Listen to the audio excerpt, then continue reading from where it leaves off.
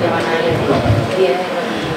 Buenas tardes, lectores y lectoras, gente de ciencias, gente de letras. Bienvenidos a este espacio que intenta un año más pues, romper esas barreras que nos han metido a todos a sangre y fuego y que tanto nos han separado, y de nuevo vamos a unir al menos una vez al mes las letras con la ciencia a través de la literatura, cada mes con un libro.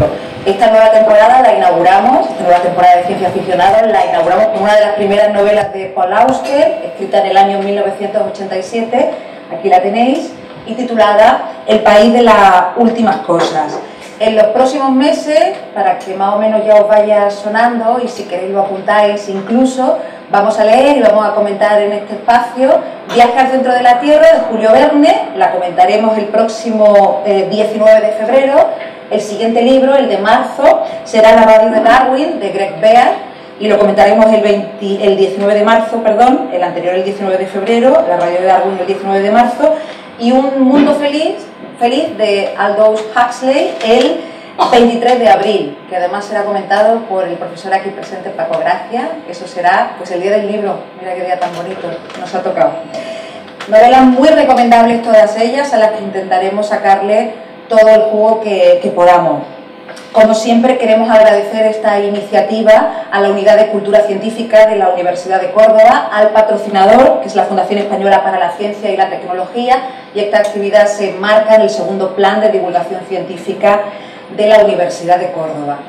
Para los que hayan venido por primera vez y no conozcan el formato, pues explicarles muy rápido que se trata de un diálogo sobre un libro, en este caso sobre este libro de Paul Auster, con un profesor de la Universidad de Córdoba, que nunca es filólogo, por cierto, siempre es de otras materias, que tengan algo que ver con la novela de la que vamos a hablar. Luego abrimos un debate, o mejor dicho, un club de lectura, que ha puesto de moda este año Mark Zuckerberg en Facebook, pero que nosotros estamos desde muchísimo tiempo antes, o sea que esperamos luego vuestras opiniones y vuestras reflexiones acerca del libro.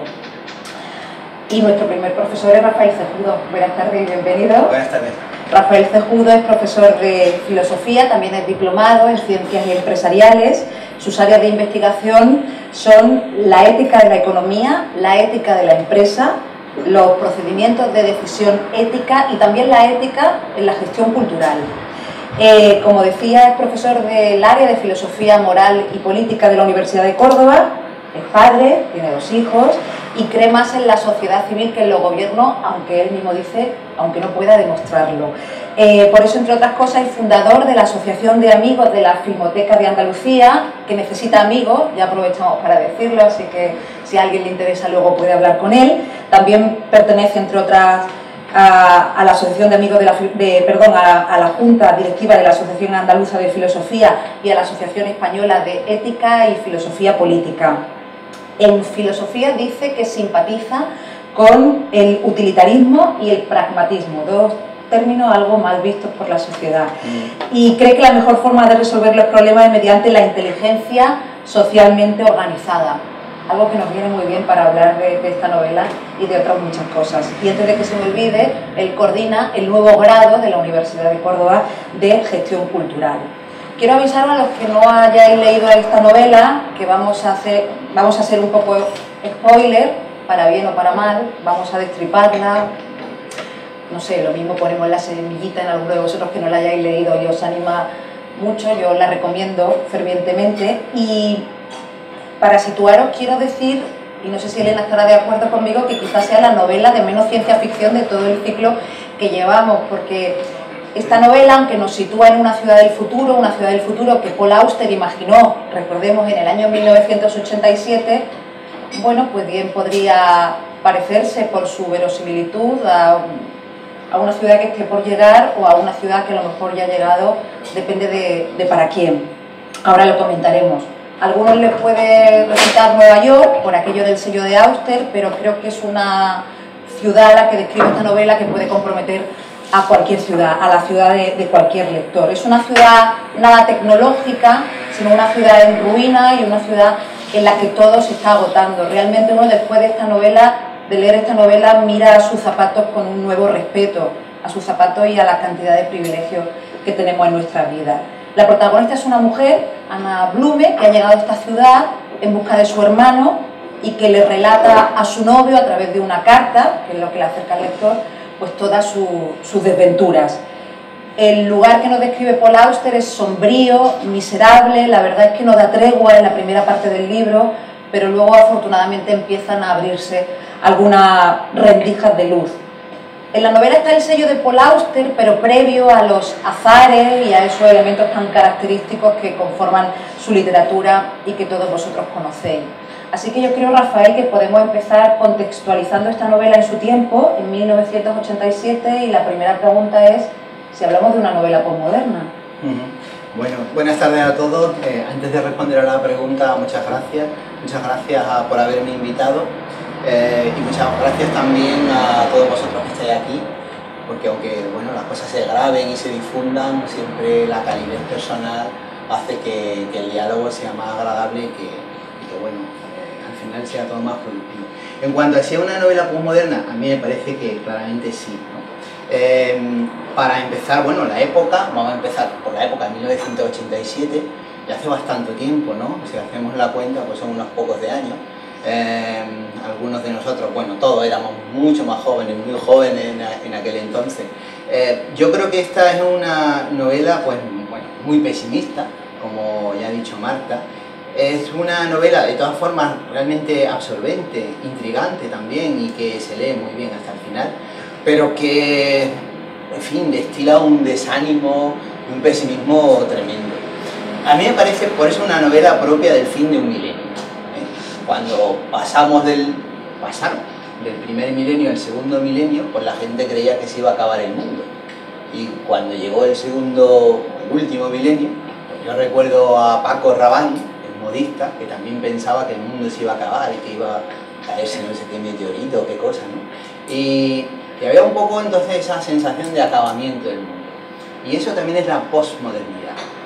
La modernidad en filosofía es una etapa histórica, una etapa del pensamiento que comienza en el Renacimiento y que comienza con la ciencia.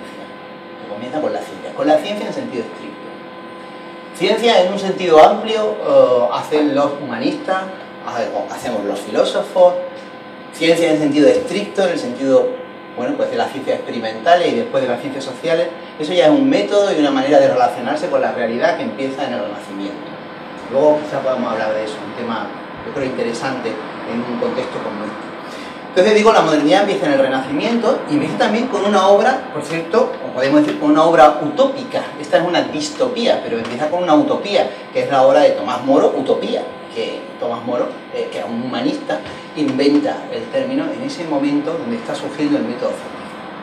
Bueno, pasa el tiempo, pasan siglos y siglos, llueve muchísimo y llueve mucho y muy mal, ¿no? La Segunda Guerra Mundial es terrible, las esperanzas que la humanidad occidental especialmente, ¿no?, había depositado pues en sí misma, en la ciencia, desde luego, y en la técnica, en la tecnociencia. Realmente la ciencia surge con la técnica, surge como tecnología, pues no había satisfecho todas las expectativas. Y al final entonces del segundo milenio mucha gente pensaba que cualquier intento de creer que el mundo se puede mejorar y que la naturaleza humana puede mejorar, la idea de un progreso indefinido de la humanidad, eso sí que es una utopía, eso es una falsedad. A final del siglo XX, un señor, un intelectual norteamericano, Francis Fukuyama, en el año creo que 91, escribe una obra que se llamaba El fin de la historia, del último hombre. La historia ha llegado a su fin. ¿Ha llegado a su fin en qué sentido? No quiere decir que la ciencia no vaya a ir descubriendo más y más cosas, pero Fukuyama era muy optimista, ¿no?, como aquí Paul Auster. La historia ha llegado a su fin porque ya hemos hecho todos los grandes descubrimientos en el orden social y político. El muro de Berlín ha caído, el comunismo ha caído, la época de las ideologías ha sido superada por la tecnociencia y por la democracia occidental. Y lo que queda es que poco a poco se vaya extendiendo el modo de vida occidental por el resto del planeta. Fukuyama era muy optimista, Auster no, pero los dos comparten la idea de que nada nuevo puede ya verdaderamente surgir en el horizonte. El mundo poder ir mejorando gradualmente, pero no va a haber grandes novedades. Se acabó la época de la excitación, de la aventura. La aventura tendrá que buscársela cada uno como pueda, ¿no? Como por ejemplo en las novelas de Houellebecq, que me parece también muy interesante en este sentido, ¿no? Donde la aventura, a veces una aventura bueno, salvaje pero inocua, uno tiene que buscarla, según Houellebecq, pues no sé, yéndote a hacer turismo sexual por ahí a Tailandia, ¿no? Porque la historia ha dejado de ser algo divertido, ya no es un gran relato, ya no es una historia con mayúsculas, solo pueden ser microhistorias, pequeñas historias. Eso es la posmodernidad, o eso es una interpretación de la posmodernidad. Y en ese sentido me parece que la novela está ahí, está en ese momento del fin del milenio. No sé si me enrollo mucho. No, va bien. Pero mira, ya aprovecho y te pregunto. Me pregunta. Sí, porque ¿dónde queda aquí el ser humano? Y me explico. Casi todos los que han imaginado el futuro en literatura, incluso en el cine, lo han descrito prácticamente siempre como un lugar muy oscuro, un lugar desolador y sobre todo donde el ser se ha deshumanizado, ¿no? Parece que todos, incluso me incluyo a todo el mundo, no solo a los creadores, creemos muy firmemente en la deshumanización del ser humano cuando pensamos en un futuro a medio o largo plazo. ¿Por qué? Bueno, a ver, yo creo que eso es propio de ti, de mí quizá y de todos los que estamos aquí, que somos gente de hace ya un milenio.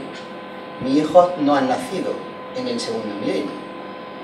Mis hijos ya son de otra época. Cuando yo les digo, yo nací en 1972, soy del siglo pasado, del milenio pasado.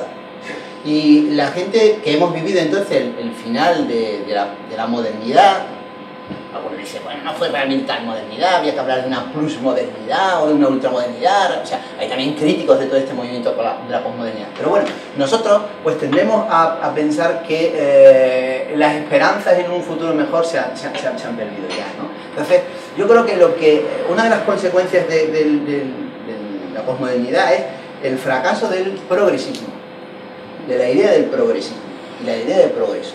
Y eso, yo últimamente me estoy empezando a dar cuenta de eso y me gustaría reivindicar la idea de progreso. No lo quiero decir, claro, se va a interpretar desde un punto de vista político. Bueno, en cierto sentido también, ¿no? Pero, porque tú dices, ¿por qué no vemos ya el mundo así? Eso es propio de nuestra época. ¿Creéis que vuestros hijos vivirán mejor que vosotros? ¿Creéis que vuestros nietos vivirán mejor que vuestros hijos? Y la mayoría de los alumnos dicen que no. Pero eso no era así durante el siglo XIX, bueno, y antes, y durante el siglo XX. La gente estaba convencida, creía, era una creencia de que el futuro sería mejor que el presente. Y esa era una creencia muy importante que animaba a la gente a luchar, a esforzarse, a ahorrar. No sé, muchos de nosotros, yo ahí me incluyo, vivimos, bueno, todavía no me incluyo, pero bueno, sí puedo tener cierto nivel de vida gracias a que mis padres acumularon un capital y un patrimonio que yo no puedo acumular con mi sueldo. Y tenía ganas de que me invitaran para decir alguna de estas cosas, por eso he dicho si lo van a rectificar o algo, ¿no? Nuestros sueldos son cada vez más bajos, pero bueno, y quizá también por eso creemos que el mundo, aunque no solo por eso, creemos que la idea de progreso pues ya es impensable. Cuando surge la ciencia, al contrario, la ciencia es una herramienta extraordinaria para mejorar la naturaleza externa y la naturaleza humana, para mejorar la sociedad y para hacer un mundo más amable, más habitable. Y así ha sido durante siglos.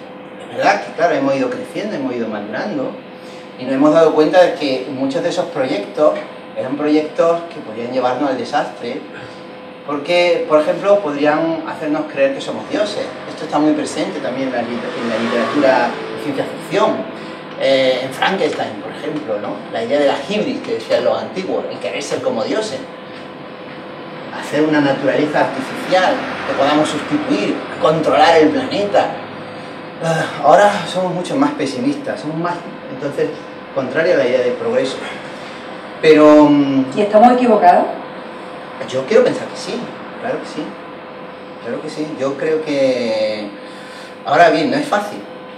Me parece que la categoría de progreso se ha sustituido en gran parte en el discurso público por la idea de sostenibilidad. Ahora todo el mundo habla de sostenibilidad. Desde, bueno, esto empieza ya en los años 70, ¿no? Pero es un lenguaje, esta idea de lo sostenible. En lugar de progresar, es como si dijéramos, bueno, ya hemos progresado todo lo que podemos, por eso Fukuyama tenía razón, en los años 90 hemos llegado al final de la historia, ya estamos en el tope, y ya lo que queda es que nos hundamos. Entonces vamos a intentar aguantar, vamos a intentar sostenernos, porque si no esto se hunde, ¿no? De manera que la ciencia y la técnica, y también la economía, la empresa, tienen que contribuir a este ideal, no tanto del progreso, sino de la sostenibilidad. Bueno, yo por supuesto estoy a favor de la sostenibilidad, ¿no? Pero la idea de progreso era más excitante, porque te hablo de un futuro, ¿no?, mejor. La idea de sostenibilidad es más conservadora, sostener lo que tenemos. Por eso, yo creo que uno de los problemas, uno de los temas que quizá luego salga, el tema del consumo, cómo conseguir un consumo sostenible que sea divertido. Porque lo sostenible muchas veces no es divertido. Pues fíjate, eso es un problema. Tenemos 2 botellas de agua del grifo encima de la mesa. Tú has dicho, vamos a tomarla. Porque Pablo nos ha traído agua embotellada y hemos dicho, no, son mucho más bonitas las botellas que tiene del agua del grifo y además es mucho más sostenible. De hecho, hemos utilizado esa palabra medio en broma. Pero fíjate, el criterio en realidad es estético. Bueno, porque esta botella es muy bonita. Entonces podemos conseguir que lo sostenible, como esta botella, sea divertida, sea bonita, sea agradable. Aparte que hay muy pocos restaurantes que conozcamos que pongan agua del grifo en botellas tan bonitas a los clientes. Así que, no sé, me parece más divertido que el agua embotellada, ¿no? Ya que hablabas de eso. No digo que no, digo que es un problema. Cómo conseguir reconciliar la sostenibilidad con el consumo. Bueno, esta es una idea mía. Aquí lo que vemos en la novela es precisamente que el consumo es como si dijéramos, se ha consumido tanto que nos hemos consumido ya a nosotros mismos y hemos consumido todo. Y el mundo que nos describe aquí Auster es un final, ¿no? Hemos llegado al final. Bueno, pero nos describe un mundo, una ciudad que se está agotando, absolutamente todos sus recursos, y de hecho yo creo que esa es la mayor conexión que tiene esta novela con el mundo de hoy, ¿no? Sí. Porque esa sensación la tenemos todos, que el mundo se agota, que los recursos se agotan y eso no es una interpretación, ¿no? No. A ver, no quiero poner en cuestión el problema, ¿no? Efectivamente, parece, claro, los recursos se agotan. Podemos concebir el problema de manera que esto es 2 y 2, 4, ¿no? Porque si el planeta pues, es limitado, es algo finito, no infinito. Esta es una de las ideas también importantes de la posmodernidad, la finitud. Todos somos finitos, el planeta es finito, todo entonces se va a agotar, los recursos se van a agotar. Por tanto, eso es un hecho. En segundo lugar, es mejor, podemos decir, es mejor un modo de vida que tenga eso en cuenta y que, bueno, respete entonces este agotamiento de los recursos. Y en tercer lugar, tenemos que hacer algo. Esto es un poco el ideario de la sostenibilidad. A mí eso me parece, por supuesto, que hay que tenerlo en cuenta, no lo estoy negando. Una estrategia para negarla, que es la estrategia, digamos, de ciertos defensores de una concepción de la ciencia que ha sido muy común en el siglo XX, es lo que podríamos decir la estrategia prometeísta, el mito de Prometeo. Prometeo es una especie de primer humano al que engaña a los dioses, robando el fuego, ¿no? Bueno, luego los dioses le engañan a él y bueno, ya aparece otra historia. Pero el robo del fuego simboliza la tecnología y la posibilidad de resolver entonces los problemas, incluso de enfrentarte a los dioses mediante el uso de la tecnología, el uso del fuego, ¿no? Entonces, una estrategia es decir, bueno, no, la ciencia, el uso de la tecnociencia nos permitirá ir resolviendo los problemas de agotamiento de los recursos. Las primeras voces pues, con el Club de Roma en los años 70 ya empezaban a decir que esto se acababa, pero esto se lleva acabando, pues incluso desde antes, desde Malthus, o incluso por ahí vi una cita de un autor clásico, ya en Roma, un texto, no recuerdo ahora mismo de quién, digamos, si recuerdo el libro, lo leí en un libro de Ética del Medio Ambiente de Alfredo Marcos, un profesor de Valladolid, y es un texto clásico donde parece que está hablando de hoy en día. Nos dice que los recursos se agotan y que el mundo va al desastre, ¿no? Pero realmente no ha sido así. Entonces, ahora bien, podríamos decir, vale, por ahora no ha sido así, pero no podemos retrasar permanentemente este final. Es cierto que pueden aparecer tecnologías nuevas, por ejemplo el fracking, ¿no? En esta época se hablaba, en la época, bueno, agotamiento de energías fósiles, eso está ahí, es verdad. Pero los americanos especialmente han encontrado una nueva forma de conseguir petróleo y ahora ya el planteamiento ha cambiado. Podemos decir, hombre, temporalmente, no digo que no, o por ejemplo, casi el fin de la fotografía analógica, pues ha hecho que, leía el otro día, apenas, bueno, el consumo de plata se haya reducido muchísimo. Hace poco tiempo, cuando todavía utilizábamos carretes, el 20% de la plata se utilizaba para eso, para la fotografía. Hoy es en torno a un 5%. Luego, entonces, puede que haya tecnologías nuevas que liberen recursos o que encontramos maneras nuevas de enfrentarnos a los problemas. Eso está ahí. Esa sería la estrategia prometeísta. Por otro lado, a mí me parece muy importante la sostenibilidad, algo que no aparece en la novela, porque la novela te habla de un mundo cerrado, es el tema de la distribución. O sea, no es solo que consumamos muchísimo, es que el mayor consumidor de energía eléctrica actualmente es Estados Unidos. Estados Unidos consume más que China. Estados Unidos consume, creo que dos veces y media más que India. Una diferencia extraordinaria de población. Luego, entonces, no es solamente todo lo que consumimos, sino cómo se reparte ese consumo entre los distintos habitantes del planeta. Todo eso está ahí. Todo eso está ahí. Ahora bien, lo que yo decía es, vale, pero yo no me quiero resignar a que lo único que nos cabe es sobrevivir al desastre. Creo que necesitamos en Occidente, y eso es algo además que me parece que estamos viendo, bueno, los últimos acontecimientos de Francia, creo que nos pone eso de manifiesto. Nosotros necesitamos ilusiones, necesitamos ideales. Antes, yo no estoy reivindicando eso, ¿no? Pero la gente en el siglo XX se mataba por ideas, noblemente. Esto, bueno, yo no estoy diciendo eso, pero vamos, nosotros somos incapaces de matarnos, sino de casi de, qué sé yo, si tuviéramos que pagar, por ejemplo, ¿no? Que es un problema también, todo el mundo está a favor de los productos ecológicos, pero la gente está dispuesta a pagar muy poco más por un producto ecológico. Tanto, a eso es a lo que me refiero, ¿no? Hay otra cosa que está en la novela, y es cómo la escasez conduce desde luego al ingenio, ¿no? Lo que siempre se ha dicho proverbialmente de forma popular, ¿no? Cómo la escasez conduce a soluciones mejores, más inteligentes, más brillantes y también más sostenibles y sensatas, ¿no? Que de lo que venimos hablando. ¿La escasez también podría agudizar la ciencia dentro de ese ingenio del que venimos hablando? Bueno, claro. Yo creo que... A ver, los economistas definen la economía, ¿no?, como la ciencia que trata de utilizar recursos que son escasos para fines que son incompatibles, ¿no?, y alternativos. Entonces, para eso no hace falta economía. Por cierto, yo también, hablo de economía, yo no sé cómo van las otras sesiones y cuando se habla de ciencia y tal, pero yo quiero reivindicar la ciencia social. Bueno, yo sé que soy un humanista y que a mí me van a encasillar por humanista porque soy filósofo. Pero el año pasado ya se quedó aquí bastante claro, ¿no?, que vale, todo es ciencia.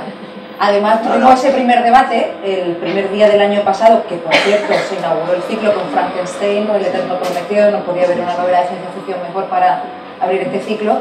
Y se habló y se discutió, de hecho, quiero recordar, con el público, entre, bueno, esa frontera de la que hablábamos al principio, que a todos nosotros, los de nuestra generación y anterior, pues nos han metido a sangre y fuego, y creo que a las generaciones de ahora igual, ¿no? Esa división absurda entre las ciencias y las letras, como el que sabe de una cosa no sabe de la otra, que suele ser verdad, y al contrario, y es una pena que no haya muchos más vasos comunicantes, ¿no? Pero quedó bastante claro, y por gente de la universidad que estaba aquí, que todo es ciencia.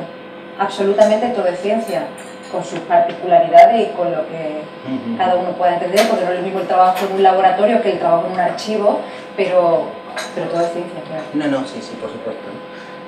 Bueno, entonces, como iba diciendo, la ciencia de la economía parte de ahí, ¿no?, del problema de la escasez.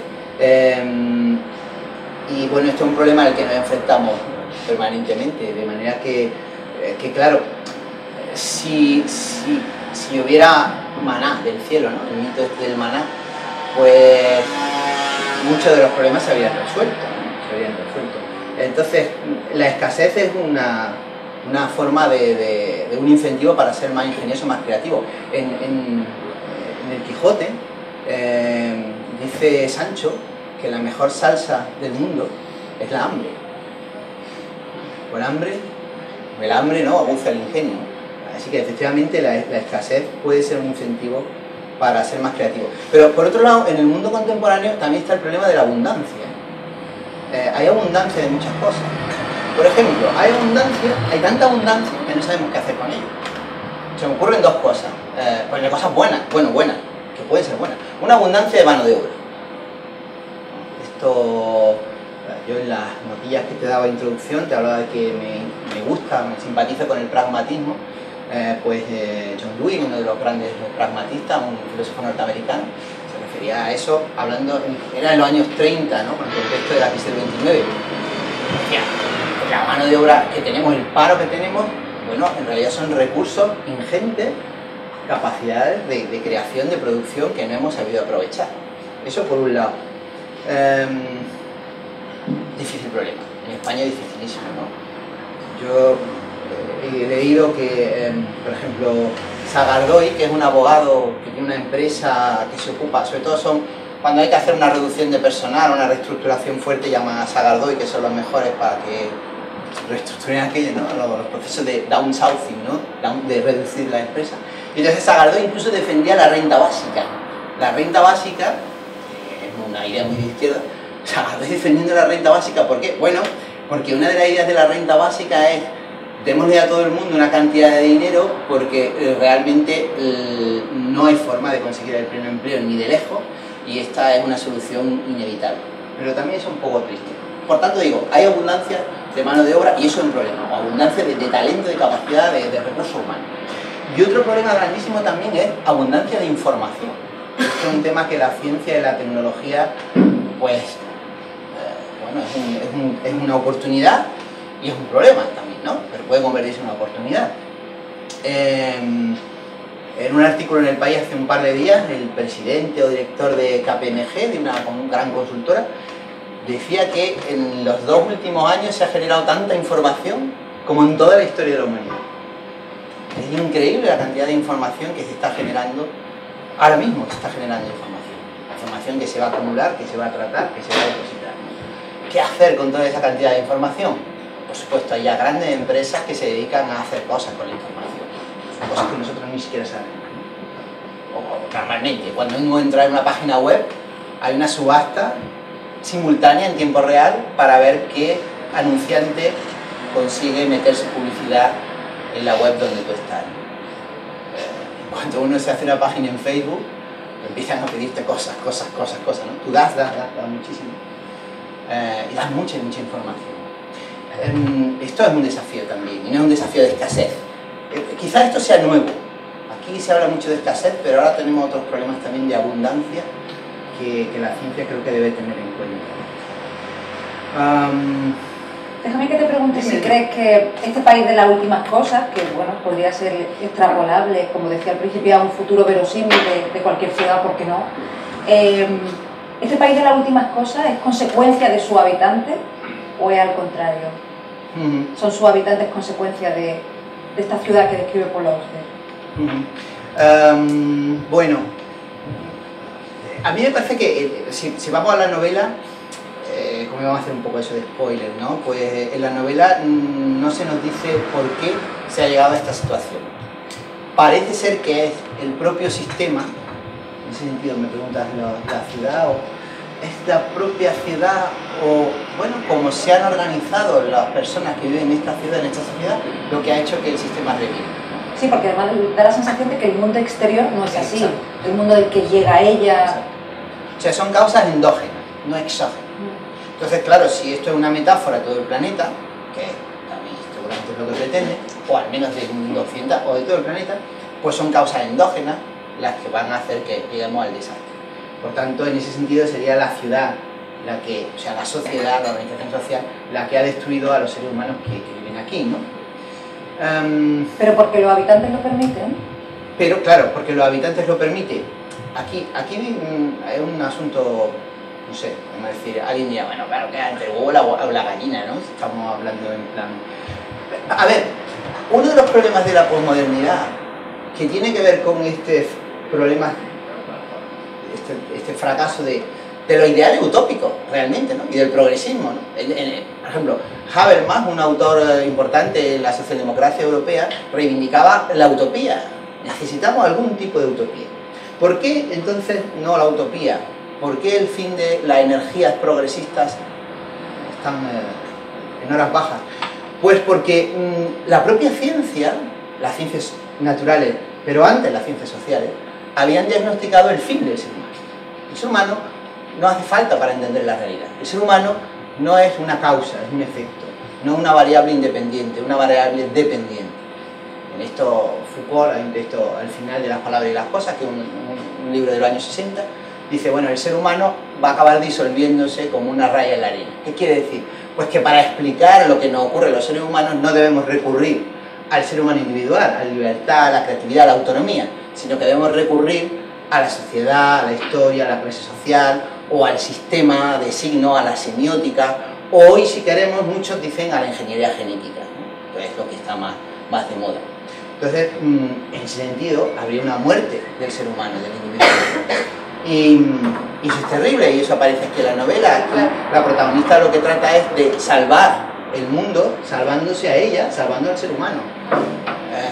Por eso también, bueno, ella y su compañero, pues cuando tienen un hijo, bueno, no llegan a tener un hijo, pero cuando ella se queda embarazada, parece que hay ahí la continuidad, la posibilidad de un progreso, de una renovación. Se salva entonces a ella misma, no lo consigue. Quizás se salve mediante la palabra. Todo el libro sea un intento de, relatando lo que nos está pasando, pues encontrarnos a nosotros mismos y salvar. Por tanto, el problema también es que necesitamos una ciencia que no acabe con el ser humano.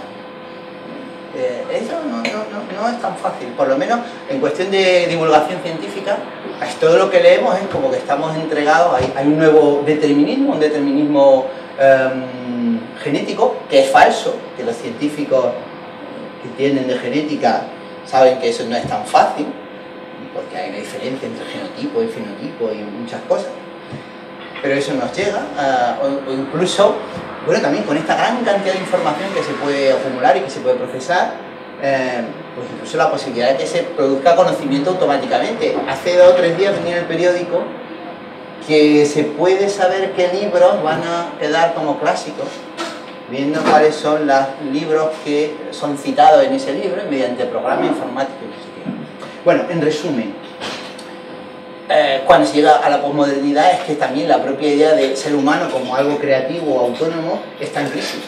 El yo está en crisis. El yo que era clave en la modernidad, ¿no? Pienso, luego existo, ¿no? Yo existo. Todo el mundo sabe eso de Descartes o de Descartes, ¿no? Y ahora ya no es un yo, ahora es un nosotros o un código genético o un algo, una que no es humana. ¿Puede, Rafael, que muchos que se leyeran esta novela en los años 80 o dentro de unos años, cuando muchos de los que la hemos leído ahora la recordemos? Digo puede, porque es muy impactante, recordemos cómo trata la muerte esta novela. Aquí hay personajes en esta ciudad que pagan por ser asesinados, que se suicidan tirándose desde la altura, que corren hasta morir. Aquí se prohíbe enterrar a los cuerpos porque los cuerpos generan energía que sirve para la ciudad, y hay una especie de relación poco ética desde nuestra visión y desde nuestro pensamiento con la muerte. Yo leyendo la novela me parecía algo tan inhumano como tantas cosas que describen, aunque después pensando, pues no sé, pensaba a lo mejor es mucho más humano esa relación tan natural, ¿no?, que tienen con la muerte como algo tan pragmático, ¿no?, en esta novela. Pero fíjate, y en mi caso particular, hablo como lectora, pienso que dentro de unos años será seguramente lo que más recordaré por el impacto que me causó. Sí, bueno, la verdad es que la novela es dura, ¿no? Pero yo he dicho también con la novela absorbente, siendo dura, no es terrible. A ver, luego voy a intentar enlazar en la muerte, pero es que me he traído varios aparatos, los aparatos de lo humanista, y quería sacarlo aquí, ¿no? Entonces, porque tiene que ver con esto de la muerte. Como lo he traído, pesan un poco, pues ya los voy a sacar, ¿no? Son aparatos humanistas. No son electrónicos. No son electrónicos, ¿no? Es un formato de libro que bueno, también la ciencia ficción, ¿no?, como la novela de Bradbury, ¿no? Hay que salvar los libros. Aquí en la novela también se trata de salvar los libros. Este es de Ray Kohlhaas. Este es de Nada más y nada menos. Sí, porque este se llama Delirio. Ya me voy a alejar de la muerte. Bueno, da igual. Da igual. Luego lo retomamos. Luego lo retomamos. Este libro, efectivamente, de Kulhas, yo este libro lo compré aquí porque, bueno, Kulhas aquí es conocido, entre otras cosas, por el famosísimo palacio que nunca se hace, ¿no? Proyecto, sí. Proyecto. Ya me volví así. Entonces, no sé en qué momento yo compré aquí en Córdoba este libro, y se llama Delirio de Nueva York. Y entonces aquí él plantea Nueva York como una metáfora de la modernidad, y casi de una ultramodernidad, o sea, de una modernidad a tope. ¿Eso qué quiere decir? Bueno, pues Nueva York es una ciudad acostumbrada a destruirse a sí misma, pero en las ruinas de su destrucción, de alguna manera, pues conserva su propia memoria. O sea, los edificios, un edificio como el Empire State Building está construido sobre edificios que en una ciudad como Córdoba, bueno, por Dios, no hay que pensar más que en el Teatro Góngora, ¿no? Jamás habíamos destruido. Pero la idea de Nueva York es una permanente carrera hacia adelante, un aplazamiento de la conciencia sobre los límites de la ciudad, sobre los límites de la sociedad, sobre los límites de la arquitectura, ¿no? Hasta llegar a casi un no a más, ¿no? Una congestión permanente. Bueno, este Nueva York puede ser el que retrata aquí Auster, ¿no? Un Nueva York que ya no ha dado más de sí, que ya ha reventado, lo ha estirado tanto, que ya todo se está deshaciendo. Ese Nueva York del que habla Kulhas es un Nueva York, claro, del individualismo, porque los rascacielos, pues de alguna manera simbolizan individuos. Es una ciudad atomizada, aislada, donde cada rascacielos es una totalidad en sí misma, porque él dice, bueno, el objetivo es un rascacielos donde tú puedes, en el mismo edificio, encontrar teatros, casinos, salas de todo lo que quieras, diversión, y también luego vas subiendo los pisos y hay hoteles, y hay bibliotecas, y hay, bueno, en Nueva York hay universidades en edificios, ¿no? Y plató de televisión. Y plató de televisión, está todo allí, ¿no? Entonces, es la Torre de Babel, es una primera utopía, la Torre de Babel, que Dios destruye porque es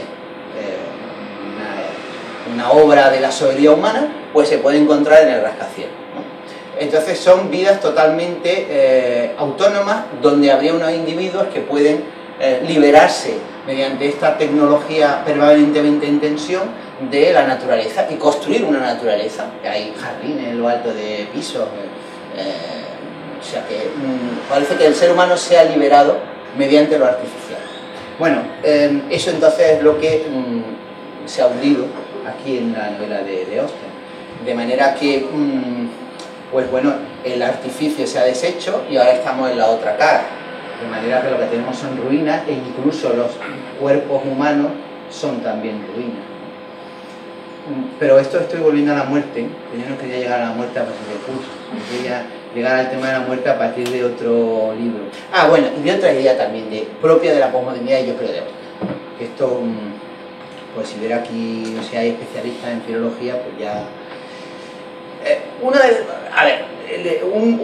un autor como Auster o como Auster se dirige a una gran cantidad de población, muchos de los cuales no saben de literatura. Esto es también una gran ventaja, por otro lado, de la tecnología moderna. O sea, el libro se ha abaratado, la cultura se ha abaratado, y ahora pues cualquiera puede, si quiere, no por falta de dinero, puede leer, ¿no? Las bibliotecas existen, todo eso. Entonces, Auster ha leído mucho más de lo que han leído muchos de sus lectores, y hay muchos libros que están en el libro, que se citan a veces literalmente o aquí sin decirlo, ¿no? Es lo que llaman los expertos en literatura ¿cómo le llaman a eso? La intertextualidad, ¿no? El diálogo entre textos, puede ser entre textos literarios, entre textos cinematográficos. Entonces, por ejemplo, hay una novela que sí es verdaderamente terrible, porque esta novela es impactante, es verdad, que no me la he traído porque pesa mucho, lo que voy a decir ahora. Es verdad que es impactante lo que tú dices de la muerte, pero en el fondo, bueno, se pasa ese pasaje y hay momentos incluso de un lirismo que me parece fuera de lugar, como cuando están en ese jardín de la residencia, ese sanatorio, ese que aparece ya al final, en que salen la pareja y ven la puesta de la luna y todo eso. Pero es una novela terrible que seguramente es uno de los referentes, porque hay un personaje que se llama Ferdinand, que es la novela de Ferdinand Céline, Viaje al fin de la noche. Y esa novela sí es verdaderamente como están grabando no lo voy a decir, pero si no me lo estuvieran grabando diría que es acojonante. Porque esa novela, escrita por un autor maldito, ¿no? Y donde ahí sí tenemos una referencia histórica real, ¿no? Que es todo el mundo terrible del mediados del siglo XX, del nazismo y todo eso, ¿no? Y ahí sí, por ejemplo, en esa novela hay pasajes extraordinariamente duros.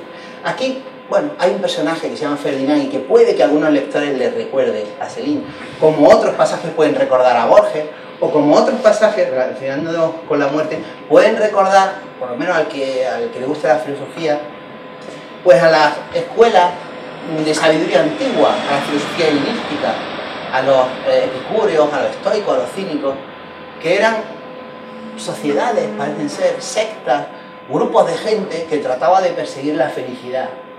Y para eso necesitaba algún plan de vida, alguna disciplina. Y aquí también hay gente así, y él no habla de eso, ¿no? Hay unos, por ejemplo, que corren mucho, ¿no? Hasta que caen muertos, desfallecidos. Hay otros que el tiempo, por ejemplo, dice que es totalmente desconocido. Entonces hay una secta que creen que el tiempo depende de tus pensamientos y si piensas en positivo hará buen tiempo, tal. Bueno, estas distintas tecnologías de vida recuerdan a estas antiguas sabidurías propias de la filosofía y que están en la herencia, bueno, pues cultural de Occidente. Pero claro, aquí ahora se han dado la vuelta, porque en lugar de ser tecnologías para la felicidad, más tecnología, quizá la palabra no se va a entender bien, bueno, sabiduría para la felicidad, pues aquí son sabidurías para un sucedáneo de felicidad, que es un bien morir, que tampoco es un morir con dignidad, es casi un acabar cuanto antes, ¿no? Un acabar, y para eso entonces ha quedado pues este cultivo de la interioridad o cultivo del equilibrio y tal, pues para tener el valor suficiente para tirarte y suicidarte. Pero eso realmente no es un acto de dignidad, sino casi de indignidad. La dignidad es la del que quiere sobrevivir, como la protagonista. Bueno, pues vamos a dar paso al debate con el público inmediatamente. Te hago la última pregunta y damos paso. Hemos hablado de progreso, hemos hablado de humanidad. ¿Son términos compatibles? En realidad, progreso y persona. Yo, para terminar, creo que sí, que debe ser así. A ver, ¿cómo entendemos el progreso también? Por ejemplo, en términos de desarrollo, ¿no? Al progreso venía asociada la idea de desarrollo. Si entendemos desarrollo en el sentido de una explotación cada vez mayor de la naturaleza, un aumento cada vez mayor del Producto Nacional Bruto, ¿no? El desarrollismo, el consumismo, pues bueno, eso parece que no es desarrollo, que no es progreso. Por eso desde hace años se habla de desarrollo sostenible. Y hay quien dice, hay economistas y hay todo un movimiento en la economía, no debemos medir la riqueza solamente en términos materiales, sino medirla en otros términos, en términos de desarrollo humano. En ese sentido yo creo que el progreso es compatible con la persona. Y de hecho en la idea de progreso está precisamente el liberar. El progreso es liberar las capacidades de los seres humanos para la creatividad, para la innovación, para una vida mejor. Y a eso no debemos renunciar. Preguntas, reflexiones, opiniones. ¿Alguien que le rebata al profesor? Hola. Espérate que hay micrófono. Te voy a llevar. Ah, sí, con micro y todo. Así no hay que alzar la voz.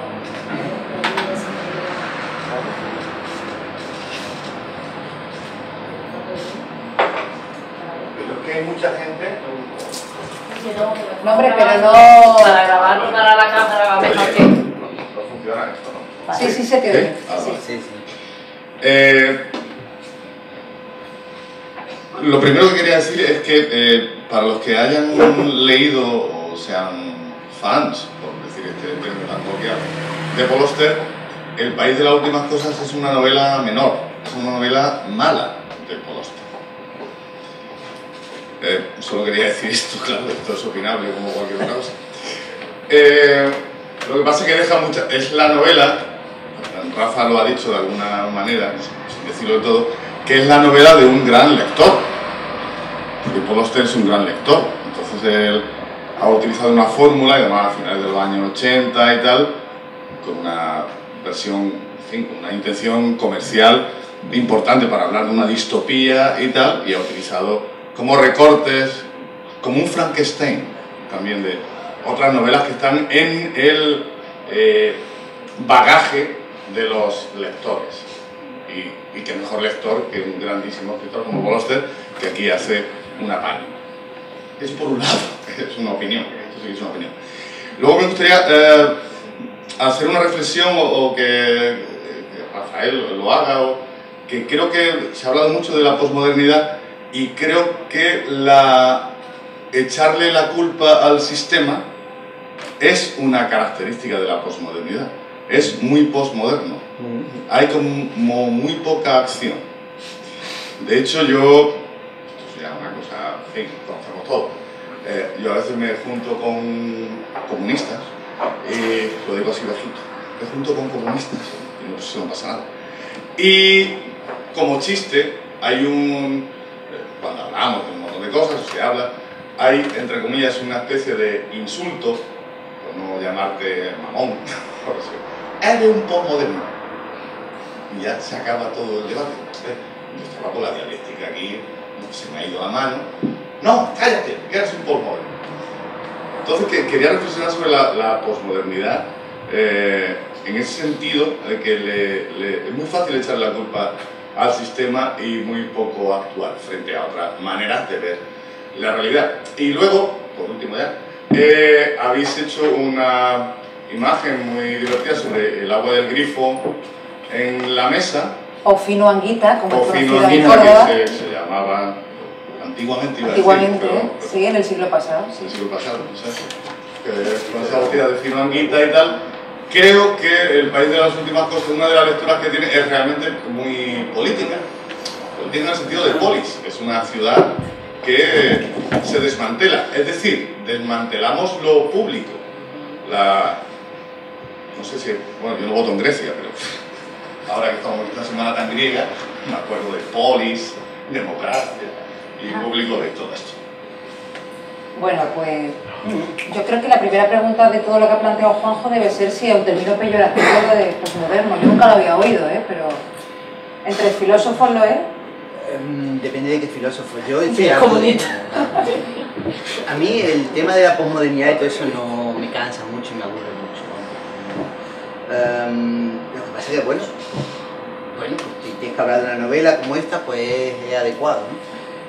La posmodernidad, yo creo que la gente que no esté en estas cosas es que realmente, ¿qué demonios significa eso de posmoderno, no? Si te dedicas a la filosofía está bastante claro y, bueno, entonces, ¿es un término peyorativo? Pues yo creo que sí. Yo ya pensaba que esto era un término, a lo mejor ustedes o vosotros pensáis que no, que es un término ya en desuso, que ya esto queda como antiguo, ¿no? Como carroza, ¿no? Se decía antiguamente, pues posmoderno es una cosa igual. Pero bueno, de todas maneras, la posmodernidad sí fue un movimiento filosófico, estético, literario importante, ¿no?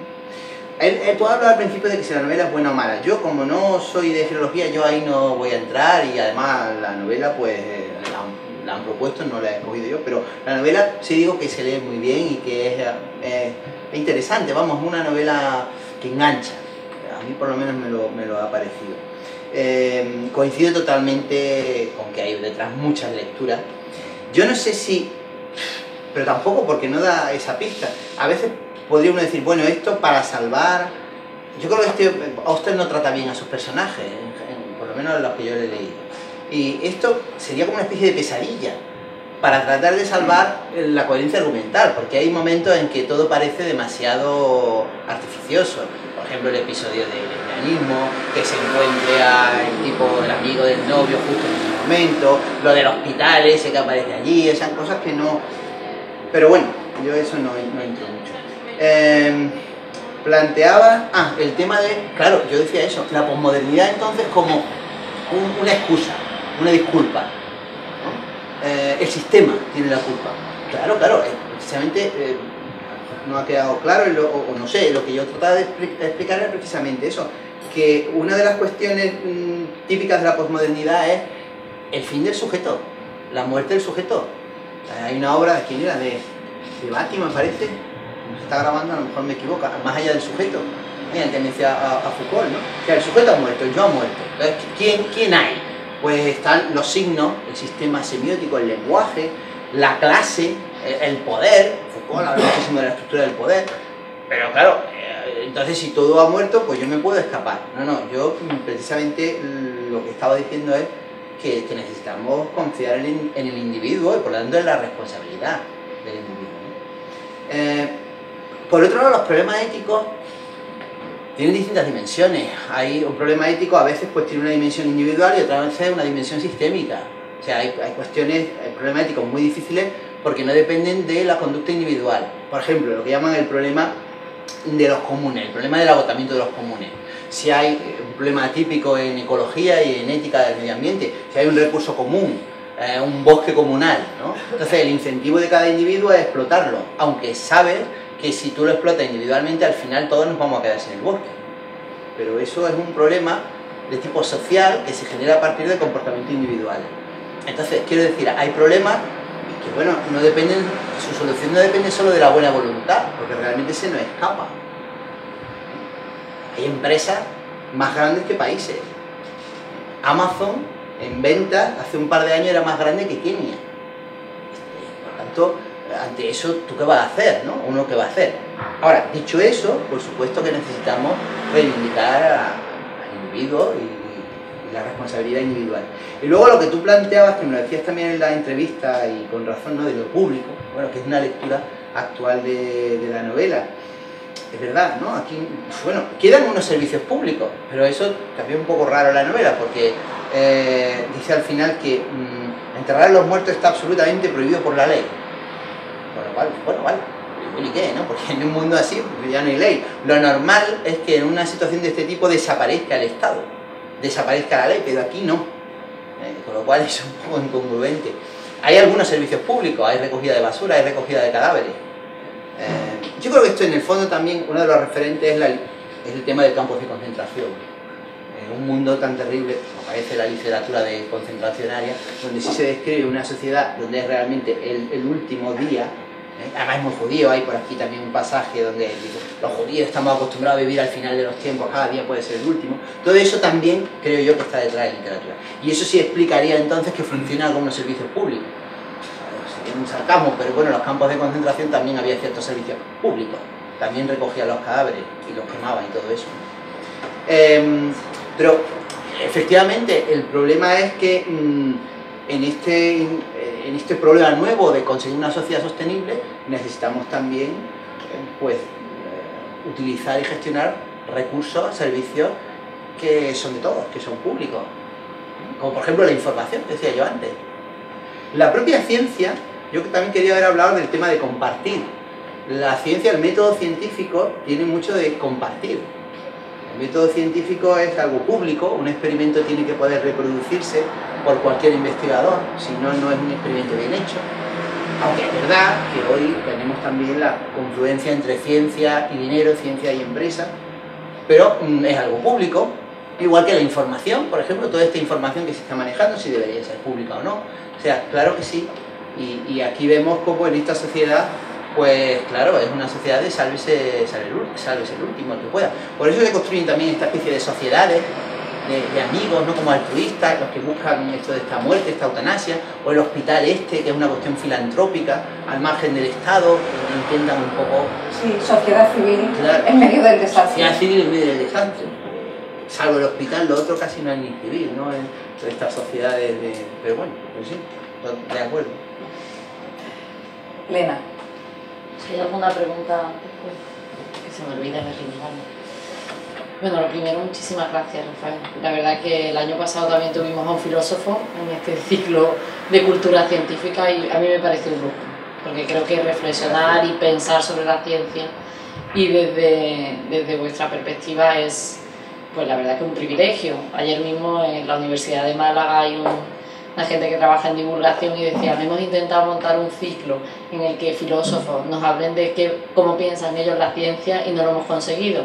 Bueno, pues se ve que aquí en Córdoba lo tenemos más fácil con vosotros, ¿no? Entonces lo que me gustaría, porque la ciencia ha estado presente en tu intervención, Es que, y además has reivindicado las ciencias sociales, y me encanta ese momento. Me gustaría que me dieras tu propia definición de qué es la ciencia y por qué las ciencias sociales son ciencia. Me gustaría que, si pudieras, nos dedicaras un minutito a pensar sobre eso. Vale. Bueno, pues no voy a hacer nada original. Lo primero, aprovechando lo que tú has dicho de la ciencia social, yo que soy plantilla de la Universidad de Córdoba y quiero mucho a la Universidad de Córdoba, pues la Universidad de Córdoba, hombre, ojalá pueda, no digo que no quiera, no es una crítica, pero ojalá se pueda potenciar más la ciencia social. La Universidad de Córdoba es débil en ciencia social y eso hace que sea, no digo que sea débil en humanidades, pero eso es también un inconveniente para las humanidades. Aquí es muy fuerte las ciencias de la vida, pero no tenemos una facultad de Derecho y Ciencias Empresariales, que es muy joven, no tenemos una facultad de Económica, ni Sociología, ni de Política, ni de Psicología, y la interacción entonces entre humanidades y ciencia social yo creo que es muy importante para el mundo de hoy. Pero bueno, también legalmente, no sé si saben que los estudios académicos se dividen en macroáreas, eso me parece un error, ¿no? Una cosa artificial, entonces tú te ubicas en una macroárea, yo soy de arte y humanidades, y otro es de ciencia jurídica y no sé qué, pero realmente el mundo es uno, la realidad es una. Bueno, dicho eso, ¿qué es ciencia? Pues aquí no voy a hacer, yo creo, nada original, voy a intentar clarificar, que es también una de las funciones de la filosofía, quizá de las pocas que nos quedan, clarificar conceptualmente. Muy fácil. Ciencia, en sentido amplio, es cualquier conocimiento riguroso, que se base en razón. Y en ese sentido, pues la ciencia surge en Grecia, en Occidente, pero también surgió en China, surgió en India. Eso es ciencia, en sentido amplio. En ese sentido, yo soy un científico, sin duda, un historiador es un científico, sin duda.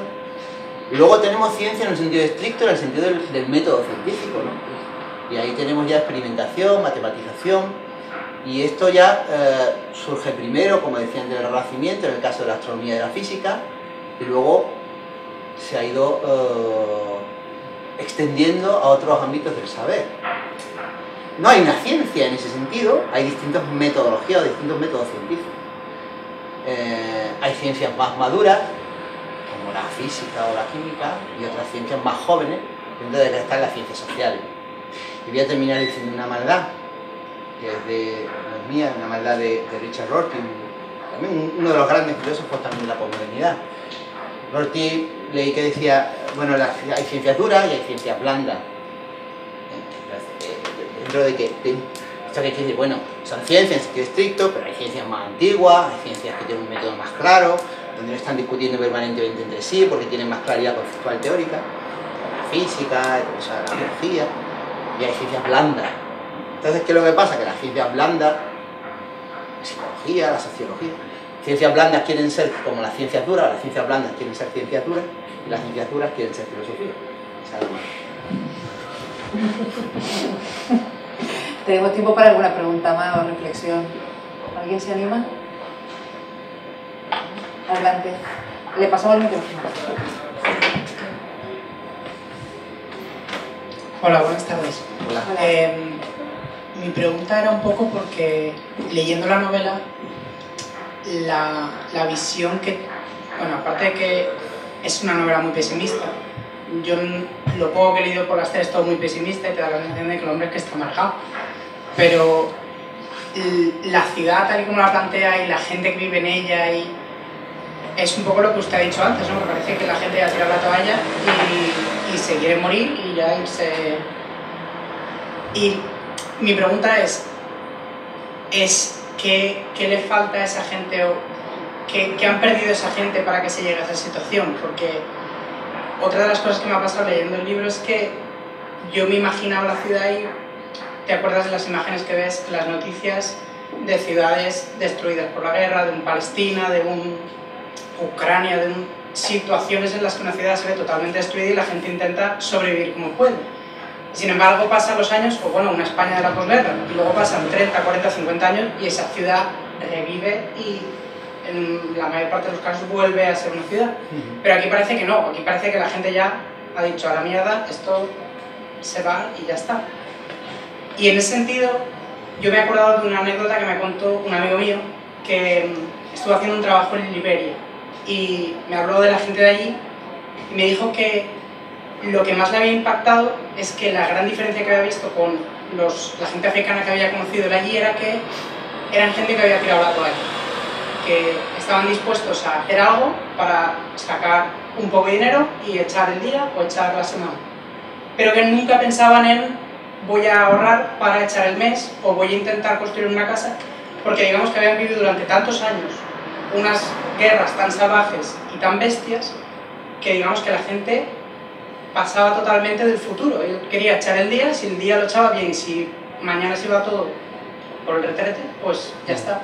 Y un poco me recuerda a la idea que planteé aquí por las tardes sobre una ciudad en la que la gente ha dicho ya me da igual todo. Claro. Y es cómo llega el ser humano a esa situación en la que ya, bueno, toda una ciudad, claro, porque individualmente la gente llega a esa situación, pero toda una ciudad, ¿cómo se llega a una sociedad a ese punto de ya me da igual todo? Bueno,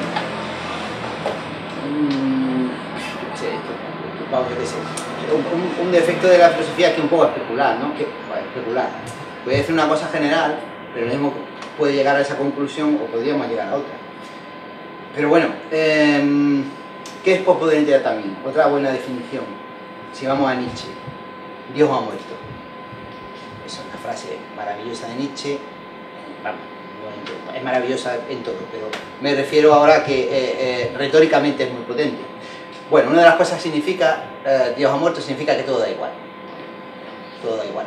Entonces, si todo da igual, dice Nietzsche, tienes que tener mucho coraje para vivir si todo da igual. Todo da igual, todo vale. Todo es interpretación, todo es interpretable. Y un poco esto es lo que parece que aparecería en esta sociedad o en esta posmodernidad en este final del siglo XX. Todo vale, puedes hacer lo que te dé la gana, que en realidad, si quieres, qué sé yo, puedes dedicarte a ganar dinero, hazlo.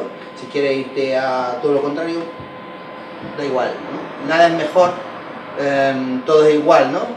Como eso, siglo XX cambalache, ¿no? Lo mismo un burro que un profesor, dice el tal. Eso es. Entonces, bueno, es una situación de desánimo, es una situación de confusión, de relativismo total. No es lo que Nietzsche planteaba, pero es un diagnóstico de la civilización occidental que él hace a finales del siglo XIX y que los posmodernos, los autores posmodernos, pues consideran que tenía bastante razón. Eso se puede interpretar más negativamente, más positivamente. Y creo yo que un poco es lo que está aquí. O sea, es una sociedad, es nuestra sociedad, una sociedad del hiperconsumo, parece ser, del hipermaterialismo, que ha llegado a su consumación. Consumir es destruir. Cuando uno consume algo, si yo consumo este agua, hago que desaparezca. Entonces, claro, si los recursos a su vez son limitados, las cosas son limitadas, pues al final llegaré a la última cosa que consuma. Y cuando llego a lo último que consumo, entonces unos seres humanos, una sociedad que siempre ha estado consumiendo y acostumbrado al consumo indefinido, se encuentra con que ya no tiene futuro, ya no tiene sentido, ya no tiene finalidad. Y eso parece ser que es lo que hay aquí. Ahora, la descripción de ese entorno, pues verdaderamente, como dice, podría ser la de, pienso yo, algo parecido a cualquier país en una posguerra, en una situación de guerra. Por eso me refería antes a Céline, aquí realmente en una situación terrible después de una guerra, pues seguramente las cosas serán así. El problema es que nosotros, los ricos y gordos habitantes del mundo occidental, no hemos vivido eso. Nosotros no hemos vivido eso. Lo podemos imaginar, pero no lo hemos vivido realmente. No sé si me estoy explicando. O sea, ¿por qué se llega allí? Bueno, no hemos llegado a ese estado. Oster lo que viene a decir, como aparece en las distopías, es, bueno, este puede ser el terrible punto de llegada. Yo os lo digo para que corrijamos el rumbo. Es una exageración, es una extrapolación de la situación actual.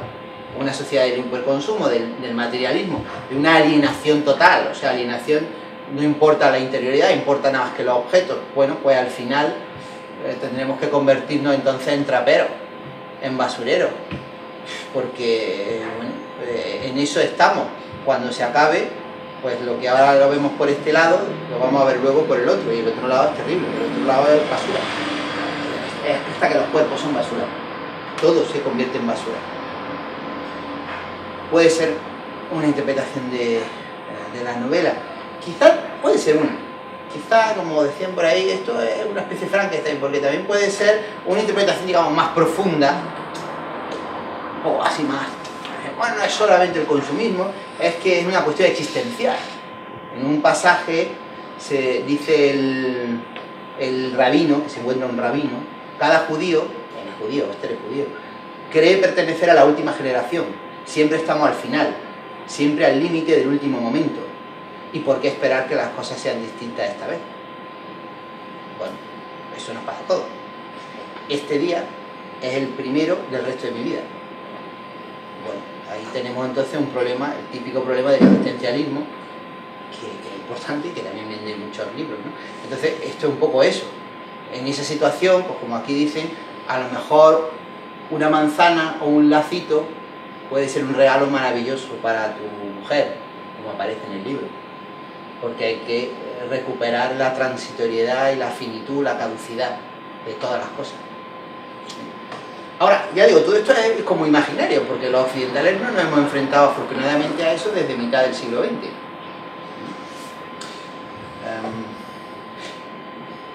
Bueno, no sé si hay otra pregunta. ¿Algo más? Estamos ya fuera de tiempo. Adelante, Juan. Sí. Perdona, Juan, así se graba. Eso es bueno. Aquí se graba todo, Juan. Bueno, simplemente cuando decía que en el siglo XX la gente estaba dispuesta a morir por su idea, pues realmente el hecho de no hacerlo también es una idea, ¿no? El hecho de no matar es una idea bastante potente, ¿no? Que tiene mucho que ver con el progreso, no se me das cuenta, ¿no? Y cuando decía que la gente necesita ideas, muchas veces se confunde la idea con la espectacularidad, ¿no? Y la gente lo que necesita muchas veces son cosas muy espectaculares, no grandes manifestaciones, grandes cosas, pero luego sin producirse un cambio interno. Y yo creo que el progreso tiene mucho que ver con eso, con ese cambio interno del hombre, ¿no? El hombre visto ahora, pues algo mejorado con el hombre visto hace 200, 300 años, ¿no? Mucho que ver. Nos hemos quitado de en medio muchos demiurgos, nos hemos quitado de en medio mucho, y estamos construyendo un poco una humanidad más humana, ¿no? Y en ese sentido, no veo mucho la relación entre la sostenibilidad, porque la sostenibilidad es una palabra antipática, pero es un concepto muy antiguo, que es que las cosas tienen que reciclarse, tienen que utilizarse, y tiene que ver con los recursos. Pero el progreso no tiene nada que ver con la sostenibilidad, el progreso es otra cosa. Y yo creo que tiene que ver más el progreso con lo que es, con el propio concepto de ser humano, donde el ser humano tiene que estar, ¿no? Al margen de los gachas, ¿no? Y si en ese sentido, pues conseguimos, o la humanidad consigue, que el hombre sea más humano, pues en ese sentido sería más progreso, el otro sería un poco más espectacular. Estoy dando aquí un discurso, pero bueno. No, pero no está bien, porque, bueno, yo quería ser un poco provocador, o no sé si esa palabra es demasiado grande, a riesgo también de que no se me entendiera bien. A ver, digamos, bueno, sí puedo estar de acuerdo. Creo que la idea de sostenibilidad es muy antigua, pero no es tan antigua. La idea de sostenibilidad en el discurso público, pues es algo que empieza en los años 60, en los años 70. Marco Aurelio. Sí, podemos encontrar todo eso, pero si vamos muy... Podemos encontrar siempre referentes, pero digo en el discurso público, como algo, como una idea fuerza en la sociedad, es una idea más reciente. Que tenemos que conseguir reconciliar, creo yo, ¿no? Progreso con sostenibilidad. He dicho, la idea de sostenibilidad ha sustituido en el discurso público al progreso, me parece. Y se habla más de sostenibilidad que de progreso. Ser progresista, eso es ser antiguo. Es como el hotel moderno, eso seguro que es antiguo. Partido progresista, eso es antiguo. ¿Y qué pensaban los progresistas? Los progresistas pensaban, o el progresismo pensaba, mejorar, como tú has dicho, mejorar al ser humano. ¿Cómo mejorar al ser humano? Y ahí es donde ahora vienen ya los cambios. Mejorar al ser humano sobre todo mediante la ciencia natural, mediante la técnica y mediante la ciencia social. La una ciencia natural y una ciencia social puesta al servicio del mejoramiento humano.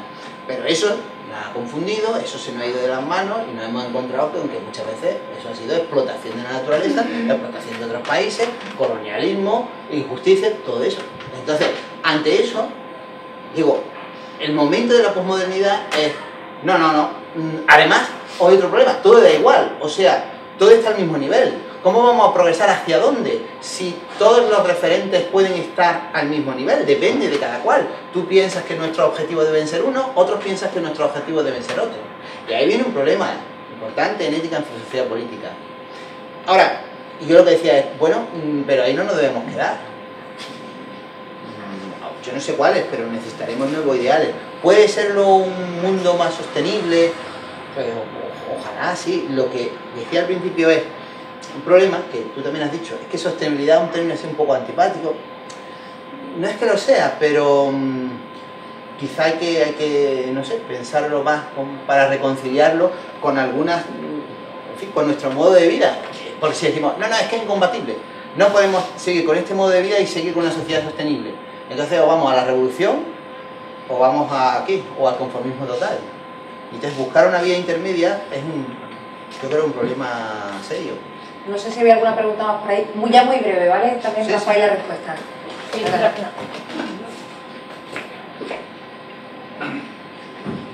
Gracias. Bueno, yo primero quería felicitarle por su intervención, la verdad me ha gustado mucho. Y me quería consultar una cosa que usted ha dicho, con la que no estoy muy de acuerdo, pero es sobre lo que ha indicado de que necesitamos una ciencia que no esté en contra del ser humano. Yo lo explico, yo no estoy de acuerdo porque yo creo que la ciencia es algo inherente al ser humano, en el sentido más primitivo de la ciencia sirve para expandir nuestro conocimiento y mejorar nuestras condiciones, tanto de vida como de trabajo, dependiendo de dónde la apliquemos. Entonces creo que es una de las cosas, como he dicho, más inherente al ser humano porque los animales no hacen ciencia, aunque hay animales que pueden prueba y error, aprenden, pero no durante generaciones. Entonces, pues quería hacer solamente esa cuestión, de forma muy breve. Vale, a ver, pues siento, bueno, gracias, y siento haberme explicado mal, porque efectivamente yo creo en la ciencia. Creo que la ciencia es un descubrimiento extraordinario para mejorar las condiciones de vida de la gente, y lo ha sido, y lo sigue siendo, y lo será. O sea, me parece un descubrimiento maravilloso. Ahora bien, ¿qué es lo que he dicho?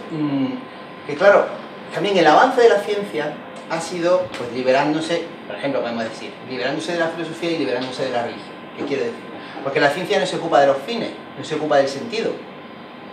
La ciencia tiene sus objetivos, que no son objetivos finales. No contesta preguntas últimas ni preguntas primeras. Por supuesto, el científico puede tratar de contestarla y está en su derecho, pero eso no es lo que hace la ciencia. ¿Qué pasa entonces? Que, diríamos, ¿de dónde sacamos la orientación? Los primeros científicos creían que la ciencia sí contestaba preguntas finales y últimas. Descartes y Newton. Incluso todo eso está en Darwin todavía. Pero poco a poco hemos ido descubriendo que la ciencia avanza gracias a que se libera de esos problemas. Y esos problemas se dejan al filósofo, al literato, y cuando se convierten en un problema colectivo, se resuelven votando. Eso es lo que he dicho. Entonces, ¿qué es lo que ha pasado? Que si no escogemos bien los fines, si no escogemos bien los objetivos, nos quedamos con que la ciencia puede ser una herramienta al servicio del desastre. Y eso es lo que pasó en la Segunda Guerra Mundial, especialmente en los campos de exterminio, ¿no? Y por eso, pues no sé, Adorno, el filósofo Adorno dice, después de esto es que ya no se puede hacer filosofía, es que ya después de esto apaga y vámonos. Es que si toda la civilización occidental, bueno, se resume en la maravillosa cultura alemana y eso al final consiste en transformar cuerpos humanos en jabón, pues entonces, si la ciencia sirve para eso, si la ciencia o la tecnociencia, Heidegger por ejemplo, bueno, la tecnociencia se ha convertido en una manera de relacionarnos con la realidad manipulando la realidad y empobreciendo la realidad. Bueno, eso no puede ser. Entonces hace falta una ciencia sea consciente de todo eso, y por eso el diálogo, que decía al principio, esto de, por un lado a las humanidades, por otro lado a la ciencia social, por otro lado a la ciencia natural. Bueno, realmente es que el mundo es uno, y por supuesto que necesitamos, y además la sociedad le pide a los científicos, no se lo pide a los filósofos prácticamente no le pide a nadie nada. Se le pide a los científicos, se le pide a los políticos, a los economistas, pero no a los filósofos. Orientaciones. Nietzsche decía, lo que necesitamos es que alguien nos diga quién manda. Ese es el gran filósofo que dice, por aquí hay que ir. Los filósofos hoy no estamos en condiciones, y menos mal, ¿no? Que no digamos eso. Pero yo creo que la ciencia sí tiene ahí un papel. La verdad es que yo creo que hoy nos ha quedado bastante claro escuchando a Rafael, a los que estamos aquí, a los que vean esto en cualquier momento, para qué sirve un filósofo, ¿no? Que es una eterna crisis, creo que de vuestro gremio. Pero vamos, llevamos 2000 y pico años y somos de las profesiones más antiguas, junto con alguna otra. O sea, sobreviviremos con poco dinero, pero sobreviviremos. Bueno, por lo menos nos sirve para recordarnos, al menos a mí siempre me pasa cada vez que escucho o hablo con un filósofo, sirve para plantearnos esto de párate a pensar, ¿no? Que de alguna manera de lo que también trata este club de lectura, de leer, de pensar y de luego compartir y debatir. Rafael Cejudo, muchísimas gracias por acompañarnos, a todos ustedes muchísimas gracias, ya no solo por estar, sino también por interactuar con nosotros. Y la próxima cita será el 19 de febrero, lo he dicho bien, 19 de febrero, con Viaje al Centro de la Tierra de Julio Verne, y nos acompañará el profesor de agrónomos y también rockero, porque tiene una banda de rock and roll llamada Subtónica, Javier Esteve. Así que os esperamos a todos, a vuestros amigos, leeros el libro, etcétera. Muchas gracias.